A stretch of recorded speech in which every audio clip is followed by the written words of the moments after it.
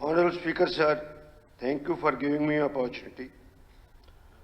Haryana Sikh gurdwara management act 2014 के अंदर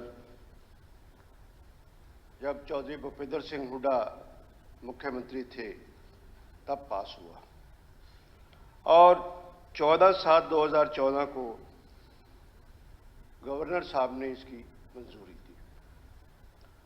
उसी टाइम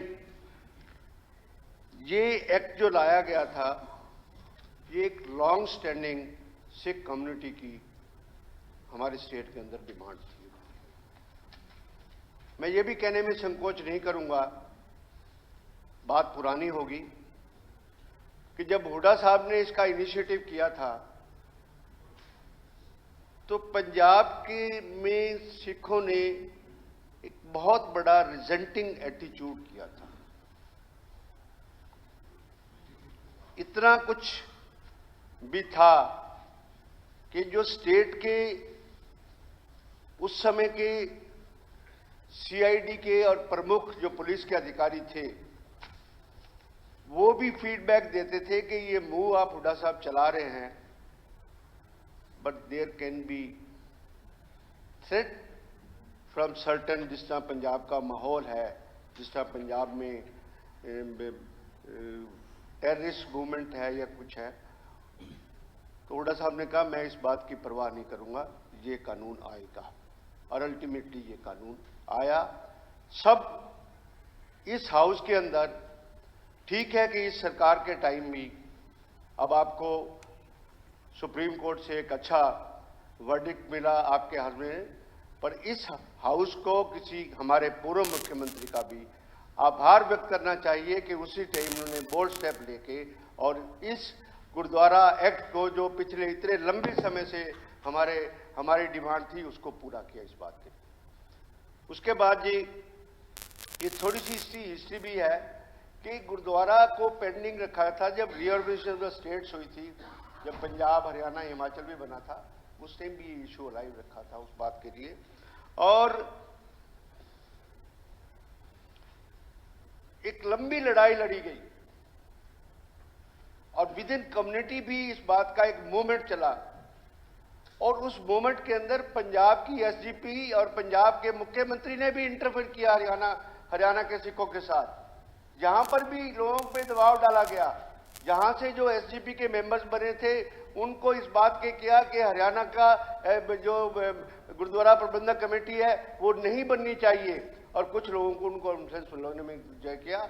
मैं उन बड़े नेताओं का नाम अभी सभी जानते हैं जिन्होंने वहां पर एसजीपी को कंट्रोल किया हुआ है, मैं उनका नाम सदन के सामने नहीं लेना चाहता हूं उस बात के लिए। और जैसे गोगी जी ने कहा, उस टाइम एक्ट बना, एक्ट में एक अडॉक कमेटी बनी। अडॉक कमेटी में जो लोग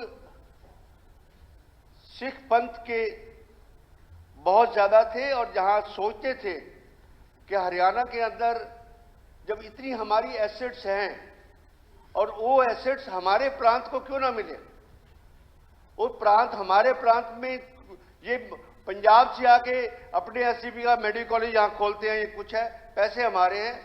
डाड़ा साहब गुरुद्वारा मुख्यमंत्री जी मत्था टेकने गए थे और गुरुद्वारा में भी गए थे, वहां से जितना पैसा आता है वो इस स्टेट के सिख कम्युनिटी के फायदे के लिए पैसा है, ना कि किसी और के लिए पैसा है। तो इस बात के लिए हम इस बात के लिए कि इस सदन के अंदर पुरानी सरकार को भी बधाई का पात्र देना चाहिए और आपको भी कि आपने इस लड़ाई में आपके समय जीत हुई उस बात के लिए, पर इसमें इकट्ठी ही साझी इसमें इस बात के लिए कि हम इस लक्ष्य को हमने प्राप्ति की। उस लक्ष्य प्राप्ति करने के बाद उसमें चौधरी भूपेंद्र सिंह हुड्डा यहां तक था कि जब ये लड़ाई लड़ी जा रही थी, पर्सनल इंटरेस्ट लेके, चाहे बड़े बड़े जूरिस्ट से, वेणुगोपाल से बात करते थे, कपिल सिब्बल से बात करते थे उससे कि हमारा केस अच्छी तरह डिफेंड हो। और पंजाब ने, यही हमारे हरियाणा का ही एक हरभजन सिंह था कुरुक्षेत्रा का, वो उस कमेटी का जो एसजीपीसी है उसका मेंबर था, उससे इसको चैलेंज करवा दिया, गुरुद्वारा एक्ट को चैलेंज करवा दिया इसमें। उसकी और मैं समय नहीं लेना चाहता कि व्हाट इज द कॉन्स्टिट्यूशन में कौन सा प्रिविजन है, कौन सा शेड्यूल है, कौन से शेड्यूल 2 के अंदर ये हमारे राइट्स बनते हैं, रिऑर्गेनाइज्ड स्टेट में हमारे राइट बनते हैं। तो उस समय elected member Harbhajan Singh of the SGP from Kurukshetra ने विधानसभा चुनाव से पहले, क्योंकि वो पंजाब तो नहीं चाहता था ना किसी हालत में, सुप्रीम कोर्ट के अंदर सिविल रिट पिटीशन 2014 में फाइल हुई और सुप्रीम कोर्ट ने उसको स्टेटस को का ऑर्डर दिया।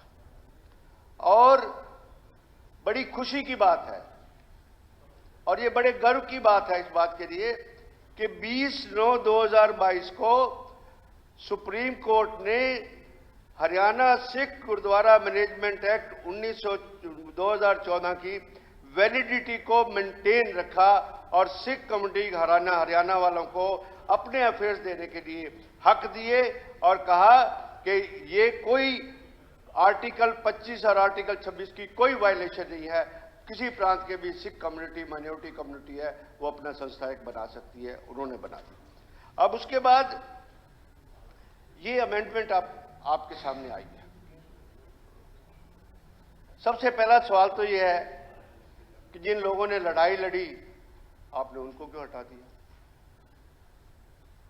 जिन लोगों ने पहले डिमांड की वो छोड़ो, चलो सिख कम्युनिटी डिमांड की, और जिन्होंने 8 साल इस मुकदमे में लड़ाई लड़ी और उस समय हरियाणा सिख गुरुद्वारा कमेटी के पास पैसे नहीं थे, वो किसी गुल्लक के मालिक नहीं थे, किसी गुरुद्वारे में उनको इंटर नहीं करने जाता था। हमारे 52 गुरुद्वारे हैं, सीएम साहब इस बात को जानते हैं, जिसमें 48 गुरुद्वारे हमारे गुरुद्वारा प्रबंधक कमेटी के कंट्रोल के अंदर है। बिना पैसे के इन लोगों ने लड़ाई लड़ी। इन्होंने चाहे आपस में डोनेशंस की और सुप्रीम कोर्ट में मुकदमा लड़ना एक पेशी मिनिमम 10 लाख, 15 लाख, 20 लाख से कम किसी हालत में नहीं लगता है। कोई भी सीनियर एडवोकेट नहीं लेता है कुछ है। उस लोगों के एफर्ट्स को आपको अप्रिशिएट करना चाहिए। इसका एकदम आपने जैसे ही फैसला आया आपको इसका पॉलिटिकल फायदा नहीं उठाना चाहिए था। ये कम्युनिटी एट लार्ज का सारा सिस्टम का फैसला था इस बात के लिए। और आपने ठीक है कि पुराने एक्ट के अंदर जो आप बत्रा जी थोड़ा शॉर्ट इट्स वेरी इंपॉर्टेंट इस बात पर। अगर हम बिल पे नहीं बोलेंगे नहीं बोलिए मैं तो कह रहा हूँ थोड़ा सा, चलो मैं कट शॉर्ट कर देता हूँ कर। तो ये जो अमेंडमेंट आई, इस अमेंडमेंट में पहले भी एक्ट में था कि 41 मेंबर्स की कमेटी को कॉन्स्टिट्यूट होना था, वो चलो आपने उसमें ली। उस समय क्योंकि बना और स्टेटस को हो गया, उस समय 18 महीने का टाइम रखा गया। वो एक वाजिब चीज थी कि चलो रजिस्टर्ड होंगे, लोग आएंगे, लोग इसके मेंबर बनेंगे, एक रजिस्टर्ड बॉडी बनेगी, डिस्ट्रिक्ट लेवल पे बॉडी बनेगी और जिले लेवल पे, तहसील लेवल पे और हरियाणा की बॉडी बनेगी। उसका चुनाव होगा, उस चुनाव में सब कुछ प्रोसेस होगा, सब कुछ ठीक होगा और उसके लिए 18 महीने रखे। आपको इस सरकार को ये 18 महीने का टाइम नहीं रखना चाहिए था, इनको कम टाइम रखना चाहिए था। क्योंकि आप अल्टीमेटली क्या आएगा कि ये तो सरकारी कमेटी हो गई है और इसी बात को कोई और चैलेंज कर देगा कि 36 महीने तो सरकार इसकी मालिक है और किधर से कोई कोर्ट का एडवर्स ऑर्डर आ गया तब क्या फेट होगा।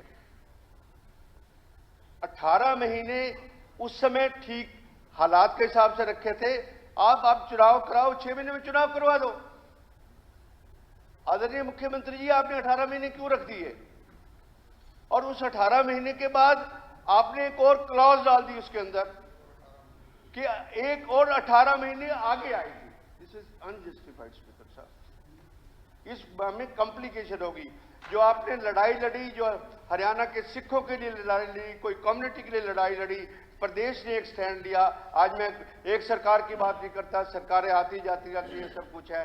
सरकार का एक सराहनीय कदम रहा, चाहे पिछली सरकार का सराहनीय कदम है, इसका सराहनीय कदम है। पर अगर 3 साल इसको आप कंटिन्यू करेंगे तो कोई ना कोई वही एसजीपी जब रिव्यू पिटीशन डालेगी सुप्रीम कोर्ट के अंदर तो वहां ये कहेंगे कि this is being managed by the government, not by the Sikh community, because you are nominating the main person. इसको मैं अमेंडमेंट ये चाहता हूं कि आपको अगर 18 महीने से कम का टाइम सीएम साहब दे दें तो बहुत अच्छा होगा, क्योंकि उनको मैनेज करने दो। और ये इनकम इतनी करोड़ों रुपए की, और इवन नाडा साहब जैसे गुरुद्वारों की एक दिन की 5-5 लाख रुपए की इनकम आती है, वो आके कम्युनिटी में वो मेडिकल कॉलेज बनाएंगे और बनाएंगे, स्कूल बनेंगे, कॉलेज बनेंगे और अपना हॉस्पिटल बनेंगे, सब कुछ बनेंगे। सिख कम्युनिटी का बहुत बड़ा इतिहास है, वो करेंगे उस बात के लिए।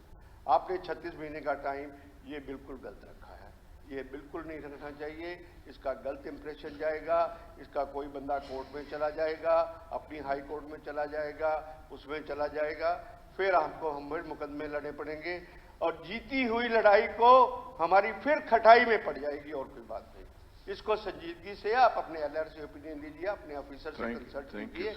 18 महीने से भी कम टाइम रख के इसको वापस करके इस ऑर्डिनेंस को दोबारा ऑर्डिनेंस में इसलिए थोड़ा आपने तो वो भी कर दिया है, क्या नाम है, जस्टिस बर्रा को आपने इसका इलेक्शन ऑफिसर भी बना दिया है।